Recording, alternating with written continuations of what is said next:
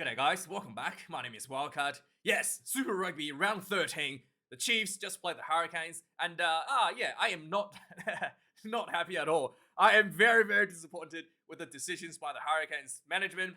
I've been a fan of the Hurricanes for a very long time. You can tell by my jersey, and yeah, what they did tonight was borderline stupidity and disrespectful to the fans, not to the Chiefs, not to the coaches, not to the players, to the fans like me who watches this team every week and wish them well, despite the fact that I'm Australian, right? I watch them just because I like the team, right? There's no other reason to it. And the management decided to come out and insult me and slap me on the face today. Okay, this is right the biggest match of the season in a regular season, basically for the Hurricanes. The Chiefs is number one ranked team in the competition. Hurricanes, I think they're fifth now, but they were fourth or third going into this match. And the management decided to rest the All Blacks players, the Golden Boys, and basically played a B team against the Chiefs. And yeah, this was pretty one-sided. I would say it was a really wet conditions, a lot of rain. The scoreboard could probably be a lot worse if it wasn't for the rain. But I'm very insulted. This was unbelievable. And you're gonna say, hey, Wildcard, it's the rules, but it's in rugby. You're gonna rest. Yeah. Last week the Hurricanes played the Moana Pacifica, and they played the full-strength team. 72 points, 71 points to 22. Had the full-strength team. You know, Adi Savia, Jordy Barrett, right? I mean, you couldn't manage this a little bit better. Like, have a few of these players rest in this match, right? You know, maybe have Adi Savia resting this match, Jordy Barrett resting this match. You know, maybe just don't rest. Maybe just have a brain. Like, this is insulting to the fans. You're gonna blow out Moana Pacifica the week before and then rest your players for the most important match of the week, of the season. And you know what? This is a big loss to the Hurricanes. If Jordy Barrett and Adi Savia had been on the field, this could have been a very close, much closer affair. Especially with the rain, Chiefs having home ground really didn't give them much of an advantage within the slippery conditions. And this could have been a much better result. And we know how good Jordy Barrett is in the rain. With his kicking game, there was a lot of kicking game, and Hurricanes was not able to cope because, without Jordy Barrett, who's basically the best kicking game player in New Zealand, best fullback in the world, despite he wants to play center. It's just unbelievable. I was so frustrated watching this, thinking, if Jordy Barrett was on the field, half of the opportunities that Chiefs had due to poor kicking from the Hurricanes would have been averted. And it was, and also, what happens now, right? Since the Hurricanes lost this game, so let's go to the tables. Hurricanes slipped down to fifth. They're not going to have a home ground. Like, it's very tough now. They're going to be playing the Blues, and then the Crusaders to finish off the season. So it's very hard for them to get a home ground advantage now, because they decided to throw away this match and decided to blow out Moana Pacifica the week before. And instead of giving the players a break that was needed. Unbelievable. I'm baffled. Now you're fifth, right? Like, even if you beat the Crusaders and the Blues for some reason, again, instead of playing, you might get up to fourth, and you're not, instead of being, second or third on the ladder, you might get to fourth. Let's say you win one of the matches against Blues, and you're still, like, instead of playing against, if you're third, right, you'll probably be playing against, the Reds, right? You'll be playing against the Waratahs. If you're fifth, you'll probably be playing against the Blues. That's the difference, okay? So if you're fourth, you might be playing the Blues at home. If you're third, you'll be playing the Waratahs at home, which is a much easier match in the semifinals. It's unbelievable how stupid this decision was by the coaches. Even walking away with a bonus point would have been a lot better, closer to the Blues, right? They would have been even in points with the Blues. Just so stupid to just throw away the most important match of the season and put out your full starting team last week to blow out Moana Pacifica, who's literally last on the ladder. I'm just so insulted. I really look forward to this game as well. And then to have this B team on the field to insult me, it's just unbelievable. Unbelievable. Like, I was speechless, watching this game. I don't know what to say. I'm just shaking my head the whole time, getting dizzy just watching the stupidity on the field. Aiden Morgan dropping the ball constantly, right? I'm just really annoyed. Anyway, let's talk about the game. Go to the match stats. I don't know. I don't care. 3 tries to 2. So overall, this was the wet conditions really didn't allow a very expensive play style. So there was a lot of close-up, physical, just crash balls and a lot of kicking game. The Chiefs did have stronger forward pack with Tupu Vai, really, really good at picking the ball. I mean, and Somisani Takiaho, another guy who's really good at those short distances. And Chiefs, Brody Retallick, another guy who's a really strong ball carrier. So with these huge ball carriers, the Chiefs was able to consistently get over the line. And then, the Hurricanes was not really able to break the advantage line with their carries. Run meter wise, Chiefs 591 to 468. A lot of work by the forwards. 162 carries to 101 for the Hurricanes. 19 turnovers conceded against the Chiefs. 17 against the Hurricanes. The wet conditions really did not bode well for both teams.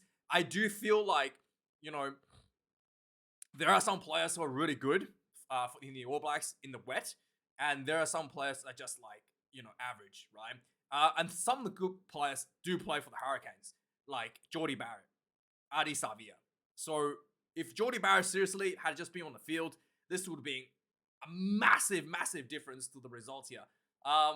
We've seen Jordie Barrett play in the rain against Argentina last year in the All Blacks. It was just like, the All Blacks team didn't even look like it was raining, whereas Argentina was dropping the ball left and right. So really, a lot of these errors could be mitigated for the Hurricanes. Tackle count, 126 for the Chiefs, 25 missed tackles, a little bit high for the Chiefs. Normally they're a bit lower. Hurricanes, 29 tackles missed, 169 tackles made, a little bit better in overall percentage.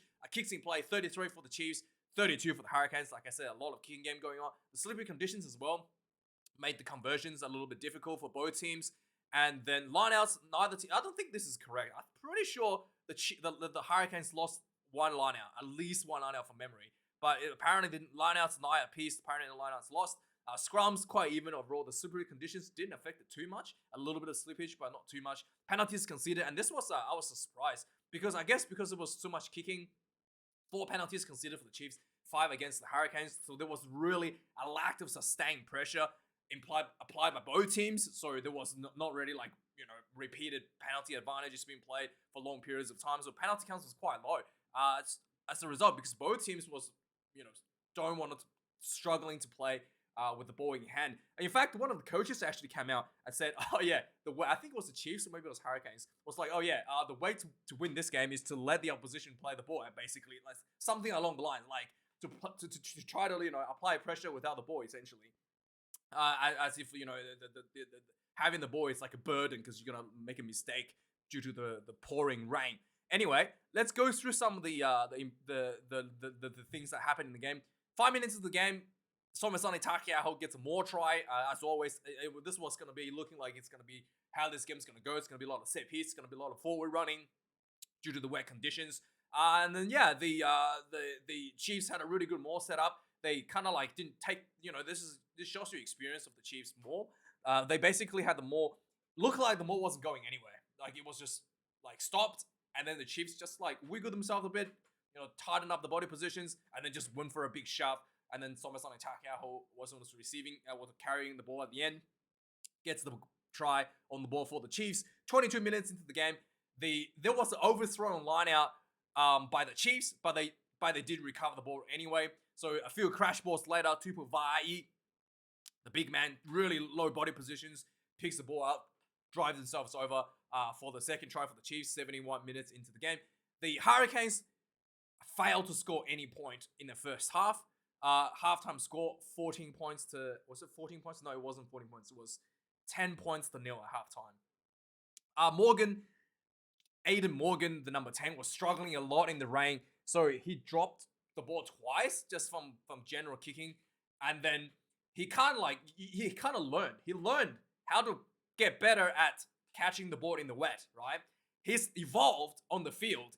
instead of catching the ball straight on, he's decided to catch the ball with his back turned. So if he had dropped the ball, he would have dropped the ball backwards. So that's what he's ended up doing. He ended up trying to catch the ball in a way that if he did fail, if he did knock on, he would have knocked on backwards. So it was really funny to see this guy struggling and trying to figure out, like evolving live on TV, right? It's just starting to catch the ball backwards. Anthony Leonard-Brown, just before halftime, kicked the ball out a bit early. The Chiefs head coach looking visibly frustrated for the entire duration of the match. Hopefully he's not going to get a heart attack. So second half starts, 48 minutes into the game. There was a poor line out by the Hurricanes. I'm pretty sure the Chiefs gets this ball and just starts the rumbling from the Hurricanes' mistake.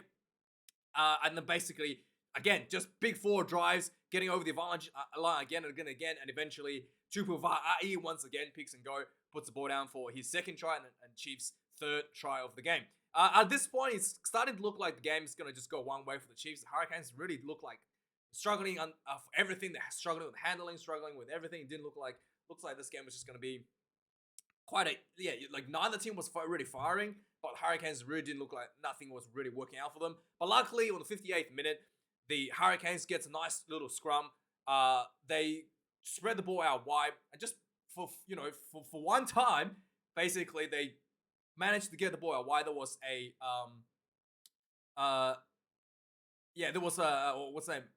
Morby gets the ball on the wing. He basically runs down the sideline, and then he chips the ball over into the end zone as the defender sweeps across to take him out. He runs in, grounds the ball on the fly, and just like that, suddenly the Hurricanes manages to just string a little bit of play together without making a mistake. Gets himself on the board.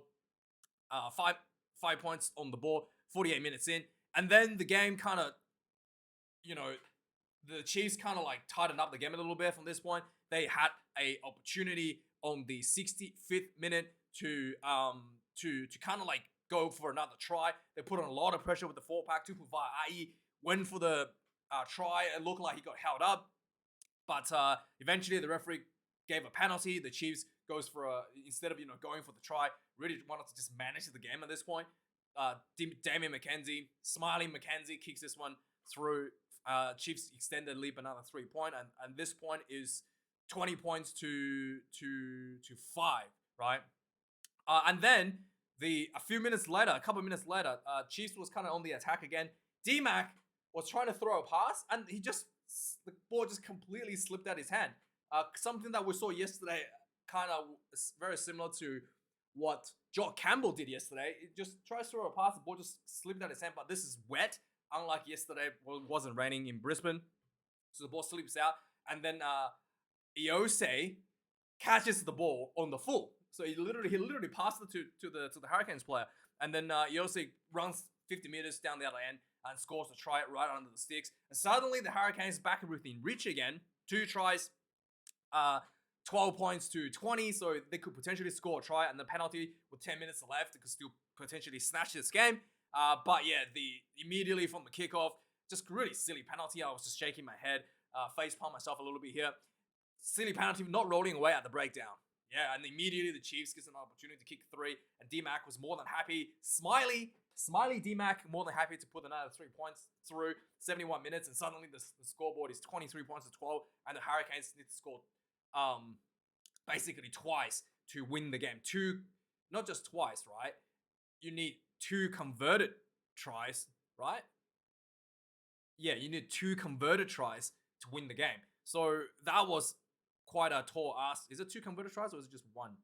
Yeah, no, 2 tries, but 1 conversion needs to be kicked to win the game. So that suddenly becomes a much bigger, difficult task than just 1 try and a penalty. And the last 10 minutes or so, the Hurricanes tried, but wasn't really working out for them. And then too many little mistakes, and in the end, Chiefs were able to walk away quite comfortably, 23 points to 12, I would say. Didn't even try to go for the bonus point. I feel like maybe the rain, if it wasn't raining, the Chiefs definitely would have gone for the bonus point. But win is a win. The Chiefs show their intentions, show their show that they really want to take this game seriously, want to retain that top of the table position, and kept the whole team, full string team for this game. They did have a few big guns coming off the bench, but that's how you're supposed to manage the game, right? Like, They had, yeah, what's his name? No, they've got their full starting team here. I thought the Chiefs had Sam Kane coming off the bench. Nah, but yeah, I mean that's full string Chiefs side. Really disappointed by the Hurricanes management. Really disrespectful to the fans, to be honest. That's probably the biggest thing for me. Anyway, guys, let me know your thoughts. Like, comment, and subscribe. I'll see you guys a bit later for the Fijian and Drua game, and have a good one. Cheers.